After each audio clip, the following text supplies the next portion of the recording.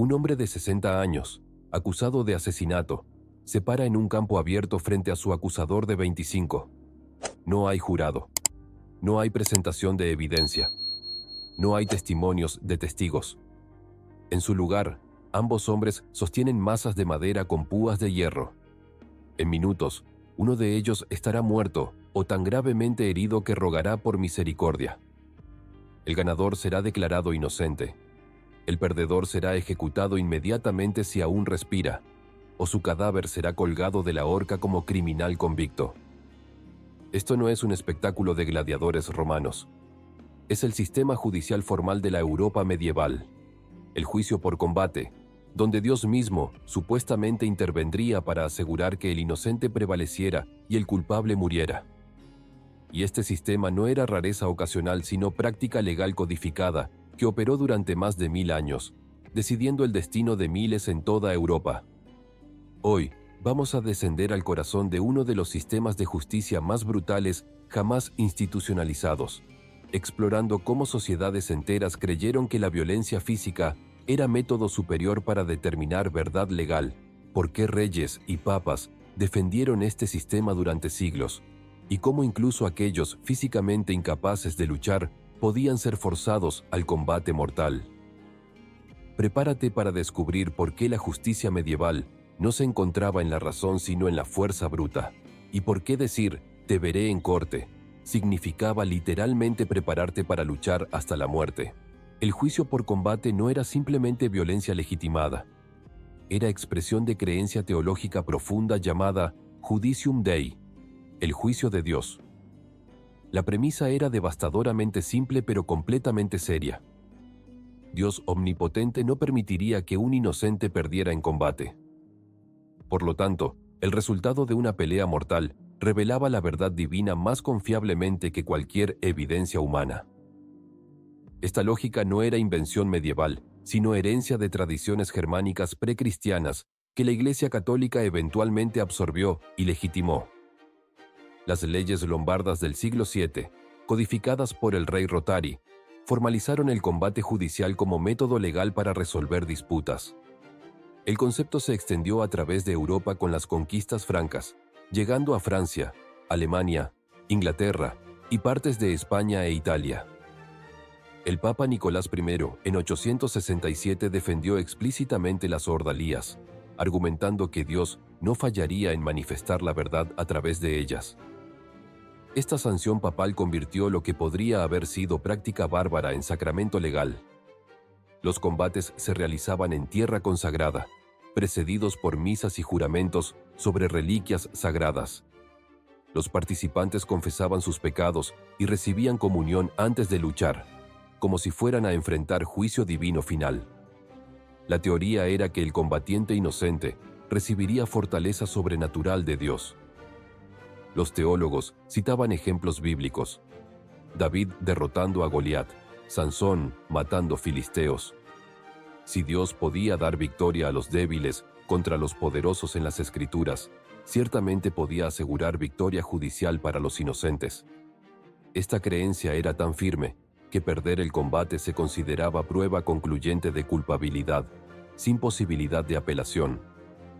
Los cronistas medievales reportaban regularmente milagros durante juicios por combate donde el guerrero más débil o menos hábil supuestamente ganaba contra oponentes superiores, probando intervención divina.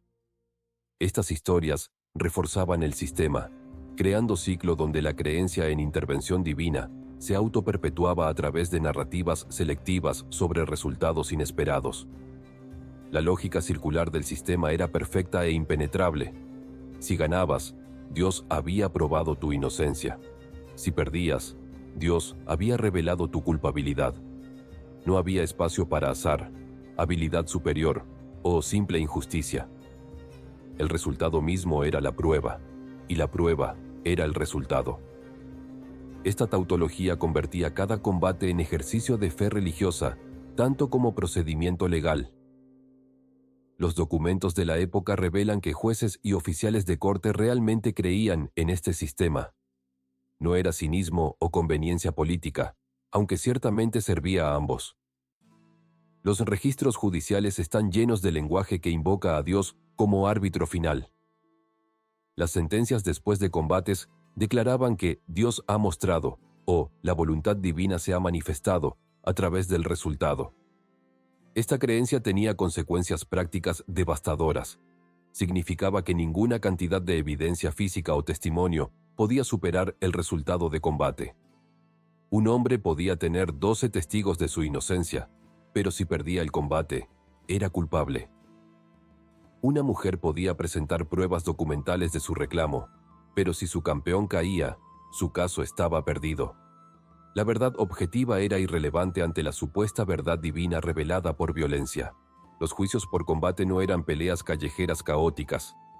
Eran procedimientos legales, altamente regulados con reglas específicas que variaban según región, período y naturaleza del caso. Esta regulación detallada revela cuán seriamente las sociedades medievales tomaban este método de adjudicación. En Inglaterra, bajo los normandos, el procedimiento estaba codificado en detalle. El acusador debía hacer su acusación formalmente ante corte y declarar su disposición a probarla con su cuerpo. El acusado debía aceptar el desafío o admitir culpabilidad. Una vez ambas partes estaban de acuerdo, la corte establecía fecha y lugar para el combate, típicamente dentro de 40 días, para permitir preparación. El campo de batalla era espacio cuidadosamente medido, usualmente cuadrado o circular, con dimensiones específicas. En Francia, el Champ Clos, campo cerrado, tenía típicamente 60 pasos de cada lado. Las barreras se construían alrededor del perímetro para mantener a espectadores fuera y combatientes dentro. Salir del campo significaba derrota automática. Las armas permitidas dependían del tipo de caso y el estatus de los combatientes.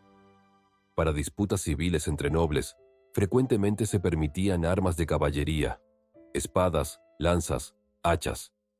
Para casos criminales o disputas que involucraban a plebeyos, las armas eran más brutales y primitivas.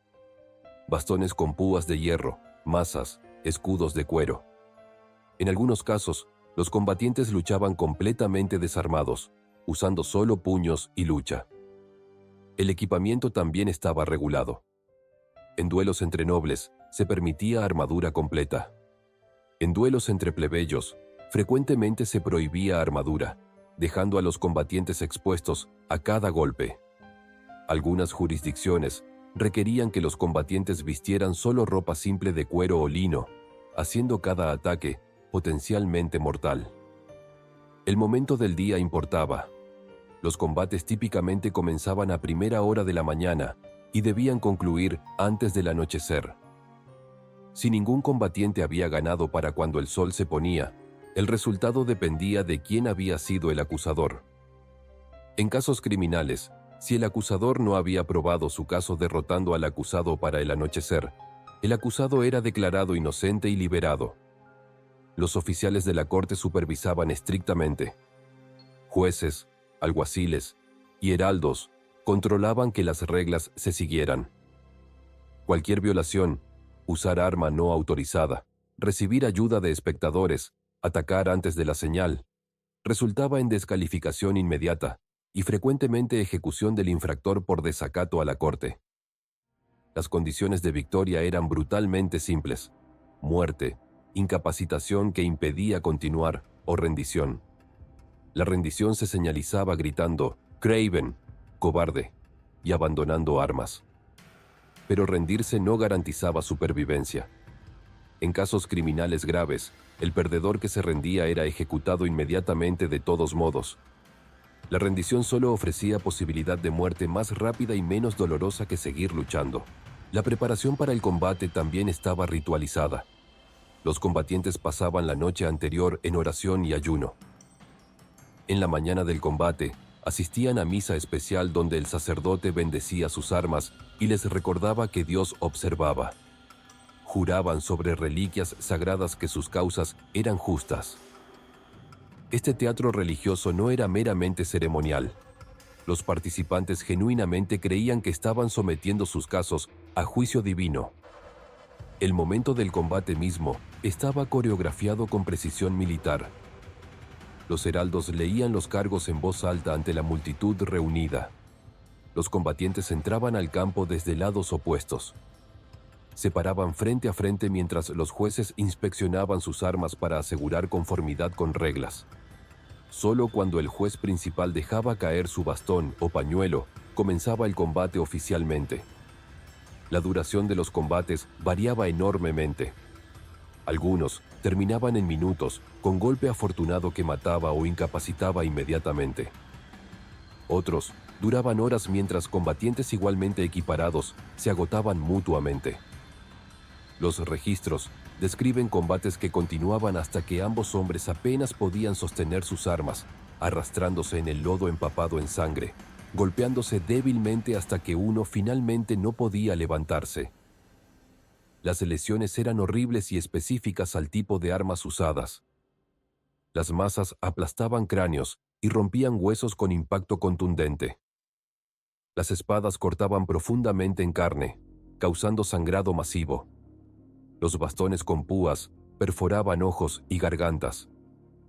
Los médicos ocasionalmente estaban presentes para atender al ganador después, pero rara vez podían hacer mucho por lesiones tan severas con medicina medieval primitiva. El público que observaba estos combates no era audiencia pasiva. Miles frecuentemente se reunían, desde nobles en plataformas elevadas hasta plebeyos apiñados detrás de barreras. Gritaban aliento, apostaban sobre resultados y ocasionalmente se amotinaban si creían que las reglas habían sido violadas. Los juicios por combate eran eventos sociales tanto como procedimientos legales. Una de las características más extraordinarias y moralmente cuestionables del sistema era la institución de campeones, guerreros profesionales que luchaban en nombre de otros. Esta práctica reveló hipocresía fundamental en el sistema supuestamente diseñado para revelar verdad divina. Las mujeres no podían luchar en juicios por combate, según leyes de la mayoría de jurisdicciones. Los clérigos estaban prohibidos por ley canónica de derramar sangre. Los ancianos, enfermos o lisiados podían ser físicamente incapaces. En estos casos, la ley permitía nombrar un campeón para luchar en su nombre. Teóricamente, Dios todavía juzgaría la causa, no las habilidades de combate personales. Esta provisión creó industria de campeones profesionales, guerreros experimentados que vendían sus servicios al mejor postor. Los registros de cortes inglesas del siglo XIII documentan campeones que luchaban en docenas de casos durante sus carreras. Algunos se especializaban en ciertos tipos de casos. Otros se anunciaban en mercados y ferias, ofreciendo sus servicios a cualquiera que pudiera pagar. El caso más famoso involucrando un campeón profesional ocurrió en Francia en 1386, el duelo entre Jean de Carrouges y Jacques Legris. Carrouges acusó a Legris de violar a su esposa, Marguerite. Ambos hombres eran caballeros capaces de luchar por sí mismos, pero el caso se volvió notorio porque si Carrouges perdía, su esposa sería quemada viva por hacer acusación falsa. El combate ocurrió frente al rey Carlos VI y miles de espectadores. Carrouges eventualmente mató a Legris, probando la acusación de violación de su esposa. Pero para aquellos que no podían luchar personalmente, contratar un campeón era frecuentemente cuestión de vida o muerte. Los campeones efectivos cobraban sumas enormes. Un campesino acusado de robo podía necesitar el salario de años enteros para pagar un campeón competente. Esto creaba injusticia obvia, donde los ricos podían permitirse mejores guerreros, distorsionando supuesto juicio divino con desigualdad económica. Los campeones enfrentaban consecuencias severas por perder. En muchas jurisdicciones, el campeón que perdía sufría el mismo castigo que habría recibido su cliente. Un campeón luchando por acusado de asesinato sería ejecutado si perdía. Esto supuestamente aseguraba que campeones solo aceptaban casos donde creían en la inocencia de su cliente. En realidad, simplemente hacía que los campeones cobraran más por casos peligrosos. El entrenamiento de campeones profesionales era régimen brutal que consumía sus vidas. Practicaban combate diariamente desde juventud, desarrollando fuerza, resistencia y técnicas específicas para diferentes armas y oponentes. Algunos establecían escuelas donde entrenaban a la siguiente generación de guerreros judiciales, transmitiendo conocimiento especializado sobre cómo matar eficientemente dentro de las reglas de combate legal. Los contratos entre campeones y clientes eran documentos legales complejos. Especificaban el pago, frecuentemente mitad por adelantado, mitad después de victoria, y qué sucedería si el campeón era herido pero sobrevivía. Algunos contratos incluían pagos de bonificación por victorias particularmente rápidas o impresionantes. Otros estipulaban que el campeón recibiría tierras o títulos si ganaba casos especialmente importantes. La relación entre campeón y cliente podía ser sorprendentemente distante. Algunos campeones nunca conocían realmente a las personas por quienes luchaban. Simplemente recibían pago, escuchaban resumen del caso de abogados y entraban al campo de batalla. Esta desconexión hacía que el concepto de juicio divino fuera aún más absurdo. ¿Cómo podía Dios juzgar la verdad a través de guerrero mercenario que ni siquiera conocía los detalles del caso? Las mujeres que necesitaban campeones enfrentaban desafíos adicionales. Las leyes de muchas jurisdicciones especificaban que el campeón de una mujer debía estar relacionado con ella por sangre o matrimonio. Esto supuestamente aseguraba que el campeón tuviera interés personal en el resultado. Pero para viudas sin familia masculina, esta regla hacía casi imposible encontrar representación legal, efectivamente negándoles acceso a justicia. Algunos campeones desarrollaban reputaciones tan formidables que su mera contratación causaba que oponentes se retiraran o admitieran derrota. El campeón Godefroy de Harcourt, en Francia del siglo XIV, supuestamente nunca perdió combate.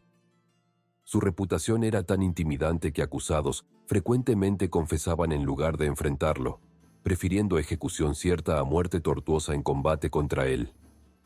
La Iglesia frecuentemente criticaba el sistema de campeones como corrupto y contrario al propósito de juicio divino. Si Dios juzgaba la verdad, ¿por qué importaba quién luchaba? Pero estas objeciones fueron mayormente ignoradas por autoridades seculares que encontraban el sistema conveniente para resolver disputas intratables.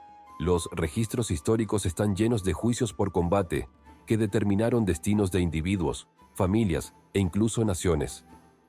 Estos casos reales revelan tanto la brutalidad como las consecuencias de largo alcance del sistema.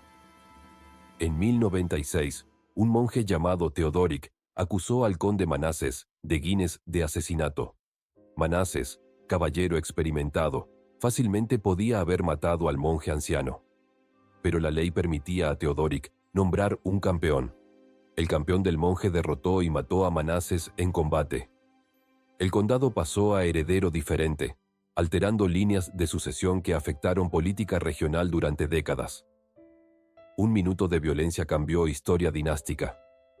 En 1252, Enrique III de Inglaterra ordenó juicio por combate para resolver disputas sobre tierras entre dos nobles.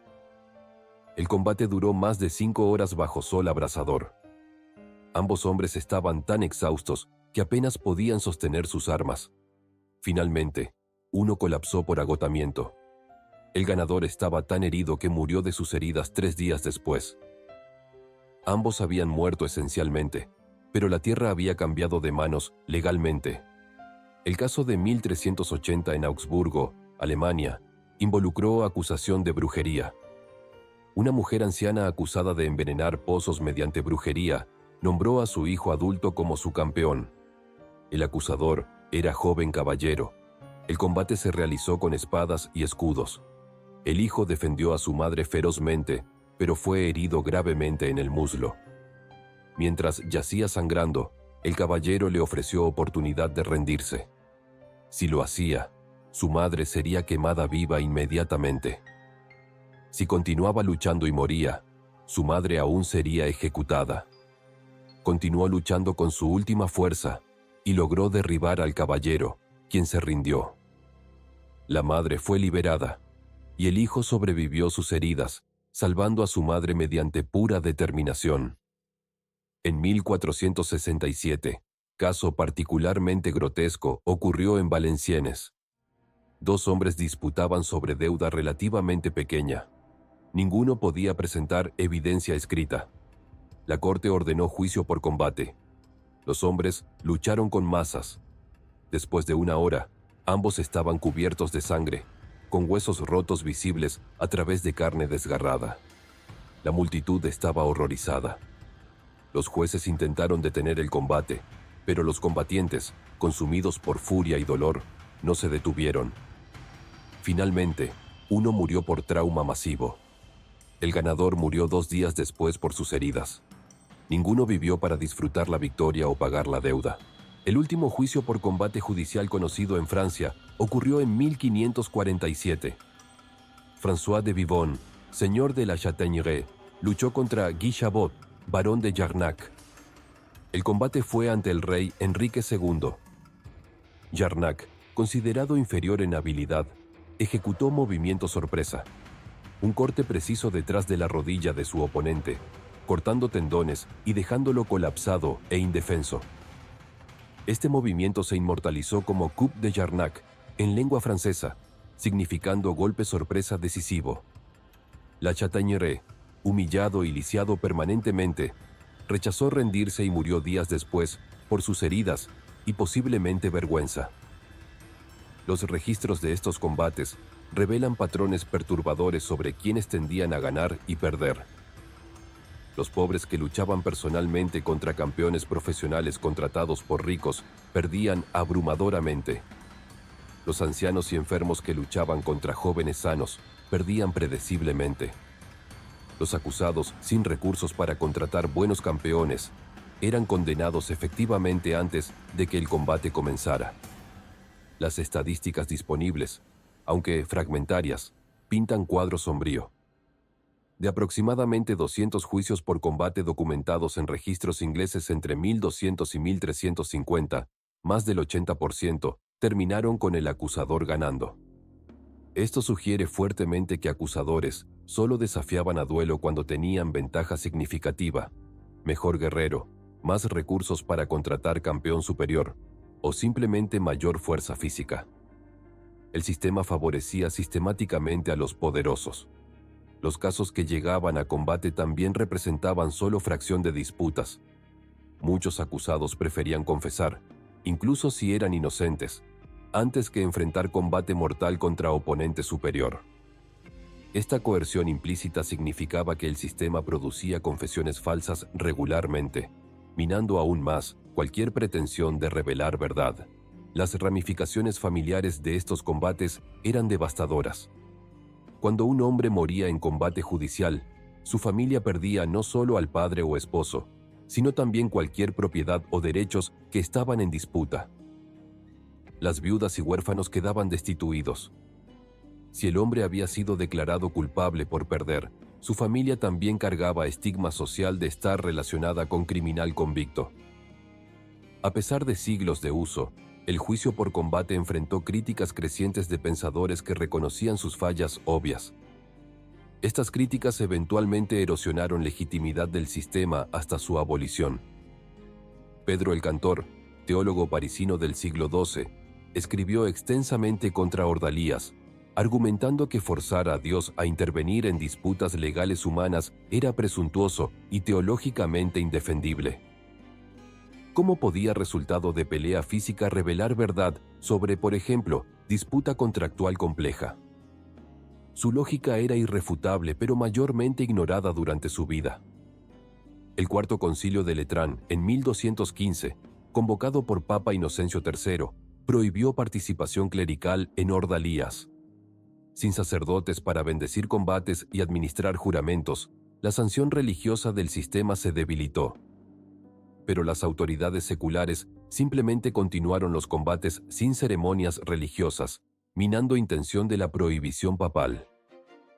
Luis IX de Francia, más tarde San Luis, intentó abolir juicio por combate en territorios bajo su control directo en 1260. Promovió investigación judicial racional e introducción de evidencia testimonial. Pero sus reformas enfrentaron resistencia masiva de nobleza que veía el combate judicial como derecho tradicional. El sistema persistió en muchas regiones francesas hasta el siglo XVI. En Inglaterra, El juicio por combate permaneció técnicamente legal hasta 1819, aunque raramente se usaba después del siglo XV. El último caso inglés conocido ocurrió en 1818, cuando un hombre acusado de asesinato demandó su derecho a juicio por combate. El fiscal, horrorizado por perspectiva, rechazó luchar.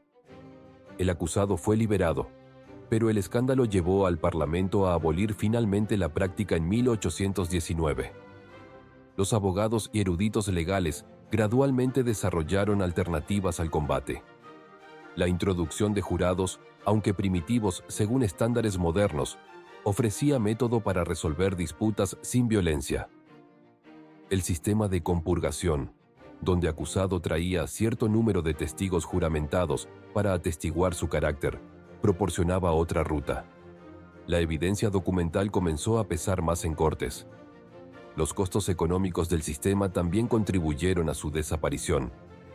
Mantener campos de combate, pagar oficiales de corte para supervisar y lidiar con muertes constantes de ciudadanos potencialmente productivos era caro. Los comerciantes y artesanos que morían en combate representaban pérdida de habilidades y riqueza económica. Las autoridades urbanas en ciudades comerciales fueron particularmente rápidas en adoptar alternativas más racionales. El desarrollo de profesión legal también erosionó el sistema. A medida que abogados entrenados se volvieron más comunes, argumentaban cada vez más efectivamente que disputas legales complejas no podían resolverse mediante fuerza bruta.